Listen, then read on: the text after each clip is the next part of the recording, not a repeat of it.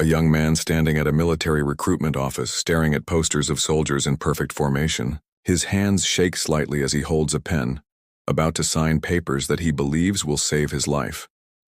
This is the story of how the very thing meant to rescue someone can sometimes become their prison, and why sometimes our best intentions aren't enough to heal the deepest wounds. Our Stickman soldier grew up in a house where love came with conditions and safety was never guaranteed. Every morning was a question mark. Would today bring screaming matches, broken promises, or worse? His childhood became a survival manual written in invisible ink, teaching him to duck emotional punches and hide his true self behind whatever mask kept him safe. But there was one constant source of hope flickering in his mind: the military. He'd watch documentaries about brave soldiers, read stories of brotherhood and honor, and dream of a place where respect was earned through dedication, not demanded through fear. The Army became his North Star, a shining beacon promising structure, purpose, and most importantly, a family that actually functioned.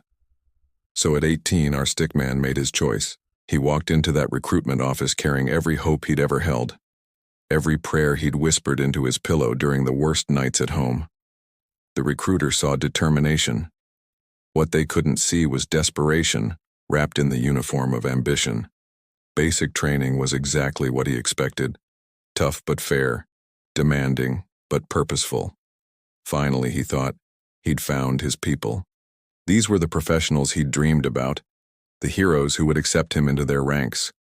He pushed through every obstacle course, memorized every regulation, and held on to his vision of what military life would be like.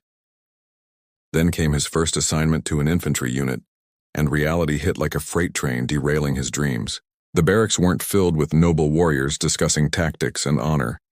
Instead, he found himself surrounded by the same chaotic energy that had haunted his childhood home.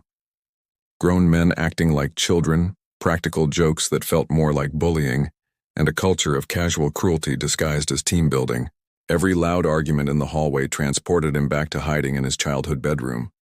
Every aggressive prank felt like a trigger being pulled on memories he'd tried so hard to escape.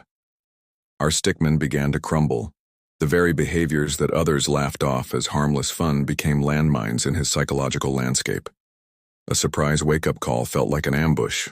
Rough housing in the common area looked like violence waiting to explode. The casual aggression that military culture sometimes celebrates became poison to someone whose nervous system was already damaged by years of walking on eggshells. Sleep became impossible. Food lost its taste. The future, once bright with possibility, turned gray and meaningless. Our Stickman found himself standing in dark places within his own mind, wondering if the escape he'd sought had actually become another trap. The suicidal thoughts that whispered in his childhood bedroom began screaming in the barracks. His sergeant noticed the change. This wasn't typical homesickness or adjustment issues. This was a soul in free fall, and something had to be done. Mental health appointments were scheduled. Professional help was offered. The system, designed to catch falling soldiers, mobilized to catch our Stickman. But trust, once broken, doesn't rebuild easily. The same young man who'd placed all his faith in the military ideal now questioned every helping hand extended toward him. The behavioral health professionals meant well, but how could he explain that their sterile offices reminded him of the guidance counselors who'd failed to see his pain before? How could he trust a system that was part of the same organization that had shattered his carefully constructed dreams?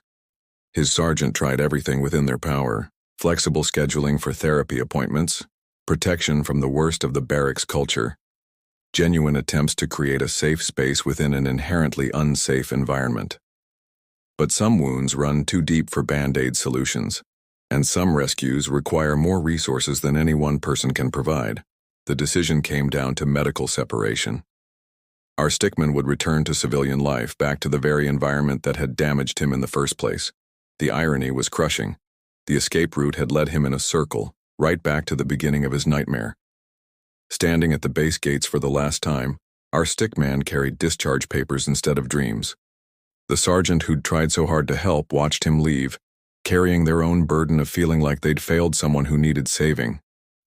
This story haunts military leaders because it represents the limits of good intentions. Sometimes the system designed to build warriors encounters souls too fragmented to be rebuilt with standard tools. Sometimes the very culture that creates effective soldiers becomes toxic to those who need healing, more than hardening. Our Stickman story reminds us that behind every uniform is a human being carrying invisible wounds, and that sometimes the bravest thing we can do is admit when we're not equipped to heal what's been broken. His sergeant learned that failure isn't always about doing something wrong. Sometimes it's about the painful recognition that care and compassion, while essential, aren't always enough to overcome the deepest forms of human suffering. The real tragedy isn't that our Stickman left the military. It's that he left without finding the peace he'd spent his whole life seeking.